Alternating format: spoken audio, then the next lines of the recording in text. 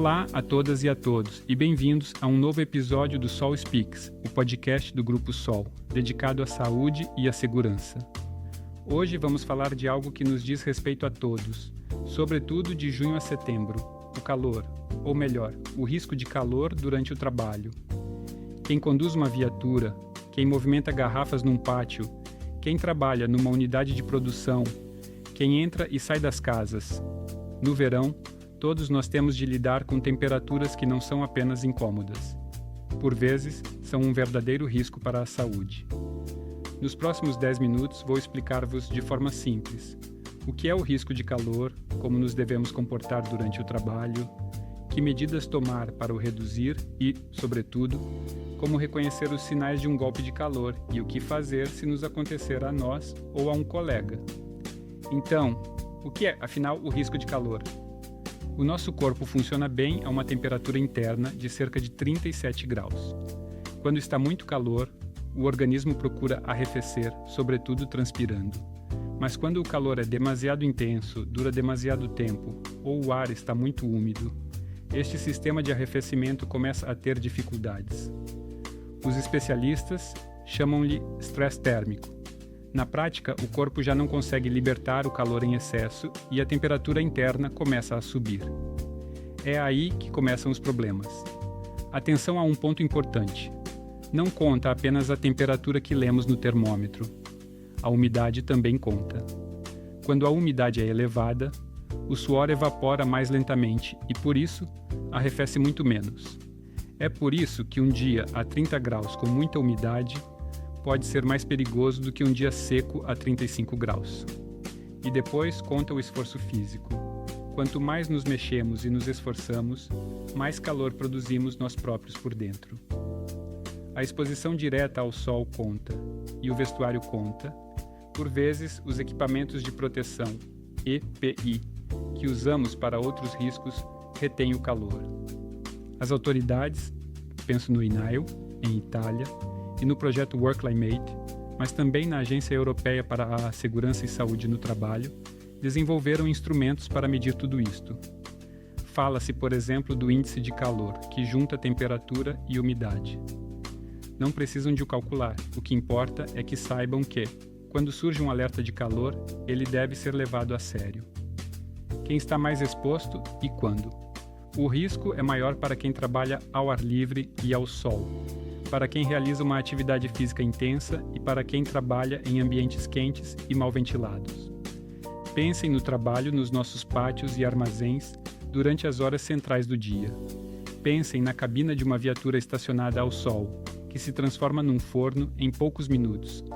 Pensem nos colegas do home care que ao longo de um dia entram e saem da viatura dezenas de vezes. Há ainda condições pessoais que aumentam o risco. A idade, algumas doenças crônicas, certos medicamentos e também o facto de não estarmos habituados ao calor, aquilo a que se chama falta de aclimatação. Por isso, os primeiros dias de uma onda de calor, ou o regresso ao trabalho depois das férias, são momentos delicados. Um dado que é bom conhecer. Durante as ondas de calor, várias regiões e países emitem ordens que limitam fortemente o trabalho ao ar livre nas horas de maior calor, normalmente das 12h30 às 16 horas para quem está exposto ao sol e realiza atividade física intensa, quando o risco é classificado como elevado. Estas regras existem para nos proteger. Devem ser sempre respeitadas. Então, como nos comportamos durante o trabalho? Vejamos os bons hábitos. Primeira regra, a mais importante: beber água regularmente, mesmo quando ainda não temos sede. A sede chega quando já estamos atrasados. A indicação é beber pequenas quantidades, muitas vezes ao longo de todo o dia. Evitemos, por outro lado, o álcool, as bebidas demasiado açucaradas e as bebidas muito geladas. E vamos com calma no café. Não ajudam, pelo contrário, algumas favorecem a desidratação. Segunda regra: fazer pausas à sombra ou num local fresco e ventilado. Não é tempo perdido. É a forma de dar ao corpo a possibilidade de arrefecer antes de recomeçar. Terceira, organizar o trabalho aproveitando as horas mais frescas. As tarefas mais pesadas, sempre que possível, devem ser deslocadas para o início da manhã ou o final da tarde, deixando as horas centrais para as tarefas mais leves ou ao abrigo. Quarta, vestir-se bem para o calor. Roupa leve, respirável, de cor clara. Proteger a cabeça quando se está ao sol. E não nos esqueçamos da pele descoberta. Rosto, pescoço, braços, nuca. Apliquemos um protetor solar de elevada proteção, pelo menos FPS 30, de preferência 50. E repitamos a aplicação ao longo do dia, sobretudo quando se transpira muito. Uma queimadura solar não é apenas um incômodo. Reduz a capacidade da pele de libertar calor e, por isso, expõe-nos a mais risco. E quando usamos equipamentos de proteção que retêm o calor, tenhamos isso em conta. Façamos pausas mais frequentes. Quinta, mantenhamos um olho nos colegas. O calor, por vezes, confunde as ideias precisamente a quem está a ser afetado. Olharmos uns pelos outros pode fazer mesmo a diferença. E agora, falemos das medidas para reduzir o risco. Uma parte cabe à empresa, a avaliação do risco associado ao calor, a disponibilização de água e de zonas de sombra ou áreas frescas, a rotação das tarefas, a formação, como este podcast. Existem também instrumentos de previsão úteis. Alguns sites europeus, entre os quais a plataforma WorkClimate do INEO, por exemplo, fornecem previsões do risco de calor para os dias seguintes, localidade a localidade. Permitem planear com antecedência, em vez de sofrer o dia. Mas lembremos-nos sempre de uma coisa: as melhores medidas só funcionam se cada um de nós fizer a sua parte. Comunicar um problema, respeitar as pausas, não bancar o herói ao sol. A prudência aqui não é fraqueza, é competência. Agora, a parte mais importante: reconhecer os sintomas. Ouçam com atenção, porque reconhecê-los a tempo pode salvar uma vida, a nossa ou a de um colega.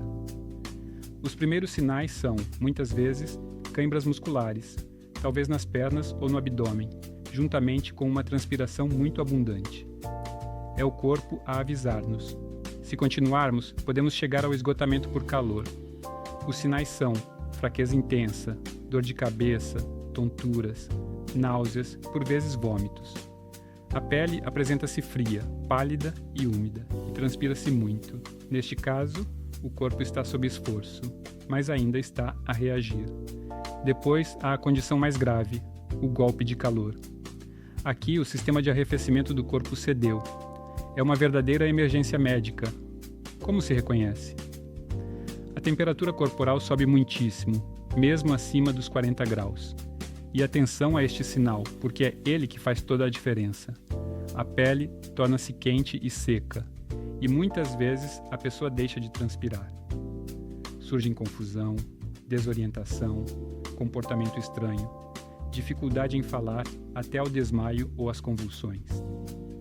Repito o sinal-chave. No esgotamento por calor, a pele está fria, pálida e suada. No golpe de calor, a pele está quente e seca, e a pessoa está confusa. O golpe de calor não espera. O que fazer na prática? Se notarem os primeiros sinais, em vocês próprios ou num colega, a primeira coisa é apenas uma: parar. Interromper imediatamente a atividade. Depois, deslocar-se ou deslocar a pessoa para um local fresco, à sombra e ventilado. Sentá-la ou deitá-la. Afrouxar a roupa. Se estiver consciente e lúcida, dar-lhe de beber lentamente, em pequenos goles. Pode refrescar-se com água fresca no pescoço, na testa e nos pulsos.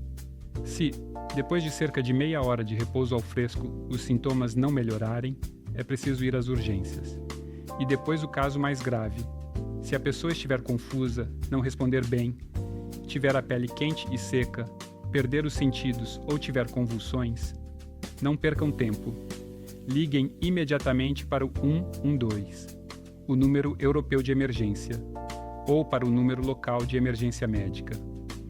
Enquanto esperam pelo socorro, continuem a arrefecer o corpo da pessoa e fiquem ao seu lado. E avisem sempre o vosso responsável. Nestes casos, cada minuto conta. Bem, façamos o balanço. O calor no trabalho é um risco real, mas é um risco que podemos gerir. Beber muitas vezes, fazer pausas à sombra, organizar as atividades nas horas certas, proteger-se do sol, incluindo com protetor solar, e manter um olho nos colegas. E se algo não estiver bem, reconhecer os sinais e agir de imediato. Parar, ir para o fresco e, em caso de golpe de calor, chamar o socorro imediatamente. Obrigado por terem ouvido este episódio do Sol Speaks. Cuidem de vocês e uns dos outros. Bom trabalho a todos e até breve.